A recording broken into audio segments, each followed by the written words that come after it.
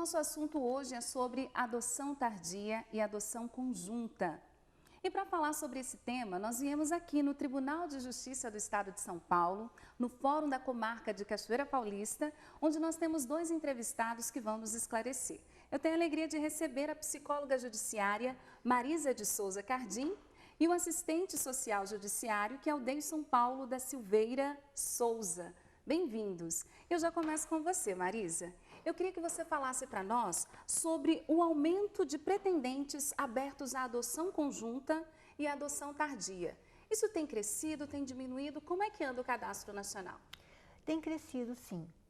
Em 2011, 17% dos pretendentes aceitavam adotar grupo de irmãos ou adoção tardia, né? Quer dizer, grupo de irmãos normalmente se remete à adoção tardia, porque normalmente o judiciário coloca uma criança, um irmãozinho de 4 anos ou 2, junto com o mais velho, exatamente para não haver separação dos irmãos, né? Então, a partir de 5 anos é considerado adoção tardia, porque os casais não aceitam, tá? A maioria quer no máximo até 5 anos de idade.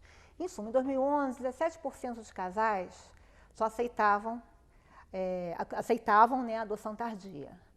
Em 2016, 5 anos depois, esse número subiu para 30%. Quer dizer, parece pouco, dentro de um montante de 100%, né? Mas houve um aumento, sim, desse número. Um aumento significativo. Eu sei que no Brasil existe um pouco de preconceito, né? Quais são os mitos, quais são os preconceitos? Você falou para nós que a partir de 5 anos já é considerada adoção tardia. E como é que o brasileiro ele se coloca quando ele faz o seu cadastro, o seu credenciamento no Cadastro Nacional? No cadastro, né, além dos documentos necessários, eles têm que passar pelo setor técnico, que somos nós, é o psicólogo e o assistente social. O que nós vimos na diferença, isso que tem aumentado, é que geralmente o casal, né, quando chega para a entrevista com o psicólogo, né, com o setor técnico, né, quando o casal, digamos, um casal que não possa vir a ter filhos biológicos, um casal que não seja fértil, geralmente esse casal ele quer bebezinho, tá? Eles acham que é mais fácil, eles podem fazer a maternagem toda, amamentar e acreditam, né, que vai ser a continuação mesmo deles. Né? Normalmente eles pedem características semelhantes, né? Olhos assim, a cor, e vai por aí afora, como se nascesse deles, né? Enquanto que os casais que aceitam mais a adoção tardia são casais que já têm filhos biológicos, são mulheres ou homens solteiros, são casais homoafetivos, que agora o Cadastro Nacional de Adoção abriu, né? Que isso foi muito bom, daí começou a adoção tardia. Exatamente, são casais mais maduros, porque é muito mais fácil, por outro lado, né, para uma mulher solteira, para um casal que já tem filhos biológicos, pegar uma criança, né, mais velha. É exatamente o oposto, porque não tem que ter aqueles cuidados com o bebezinho, que o bebezinho requer muito cuidadinho, né, ficar uma grande disponibilidade. Né? Então, e outra coisa, a criança mais velha tem a vantagem que já sabe da história dela também. E você não precisa revelar que ela é uma criança adotada, porque isso é colocado sempre nesse curso que nós fazemos de preparação psicossocial para os casais, sobre a revelação. Nesse contexto, você já está entrando até nos aspectos psicológicos, né? Então, normalmente, essas são as características dos pais que buscam crianças nessas condições, ou que são irmãos, ou que já passaram dos 5 anos, o que já é considerado uma adoção tardia. Sim. E quais são os outros aspectos psicológicos desses pretendentes, né? Porque agora a gente nem mais costuma chamar de casais, mas esses pretendentes. Então, é o que eu estou colocando, né? Quer dizer, eles têm casal, né, que já tem filhos biológicos, tem uma maior maturidade nesse sentido, né? Quer dizer, eles não querem, são menos, digamos, até menos narcísicos no sentido que eles como poderia dizer, não é a continuidade deles, né, porque já tem o biológico.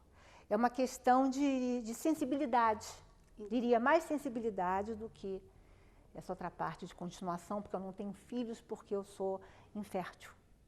E, Marisa, eu queria que você falasse para nós um pouquinho Porque tem muitas pessoas que estão nos acompanhando agora e gostariam de adotar, mas tem medo das questões psicológicas, não que eles enfrentam, mas das questões psicológicas das crianças.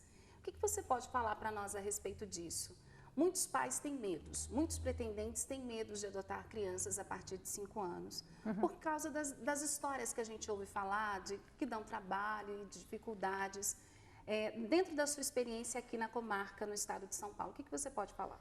Os casais acham que as crianças vêm com vícios, né? Tem muito preconceito, muito mito, né? São crianças que vai ser difícil lidar, não vai se adaptar, não vai dar as regras da casa, são crianças rebeldes, né?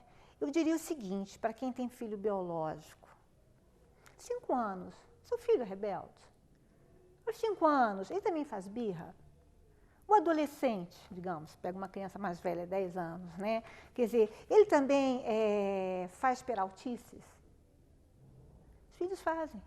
Então, ou seja, só as coisas que são normais dentro do próprio período de desenvolvimento da criança e do adolescente. Compatível, seja uma criança adotada, seja uma criança biológica. Todas têm essa fase de desenvolvimento, vão passar por isso.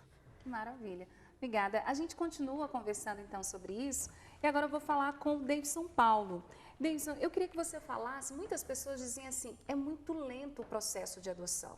Depois que coloca-se a inscrição no Cadastro Nacional, demora muito. Como é que é? Por que essa lentidão?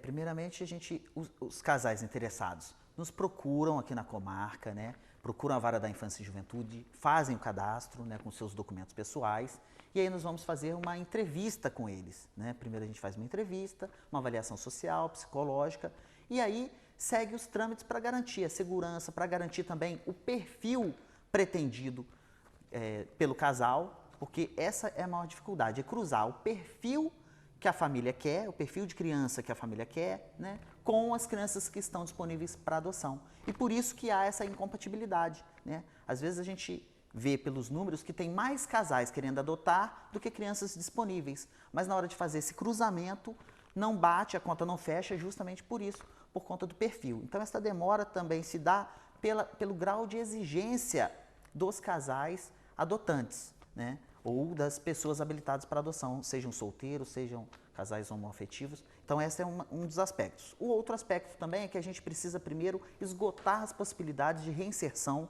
familiar na família de origem biológica, né? E aí, sim, após esgotar com o pai, a mãe, a família extensa, que são os tios, né, e os irmãos, aí sim vai para uma família substituta, né?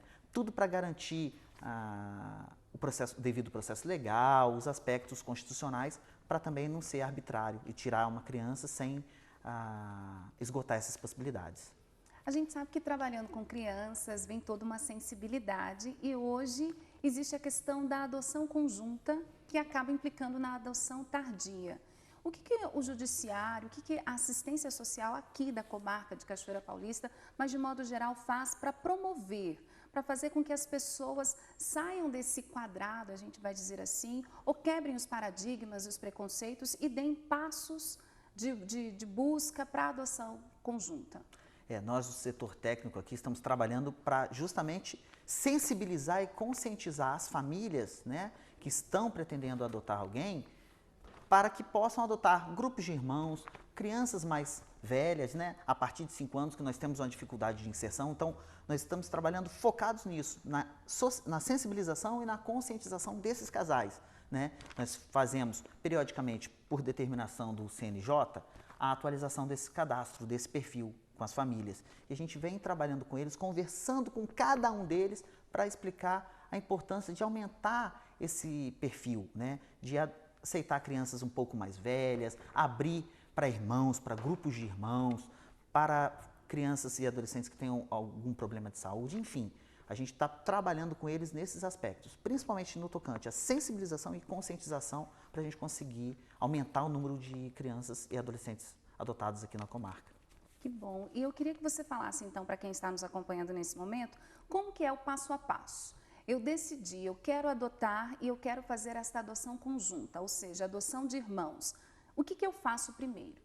Isso é muito importante, porque às vezes as pessoas querem adotar, sempre tiveram esse desejo de adotar, mas não sabem como proceder, né? E isso é muito importante. Primeiramente, a pessoa que tem esse desejo, seja um casal, seja uma pessoa solteira, se dirige à vara da infância e juventude da sua comarca, né?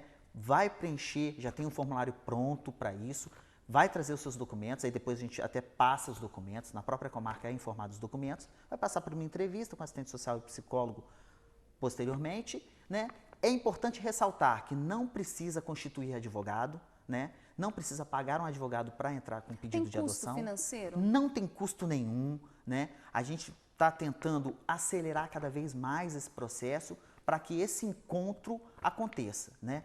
É um processo bem mais rápido do que o tradicional, do que o processo judiciário tradicional. Então, assim, a gente está com as portas abertas, as comarcas de todo o Brasil estão com as portas abertas. Quem quer se inscrever, está nos acompanhando agora e quer se inscrever no Cadastro Nacional, é só se dirigir à comarca da sua cidade?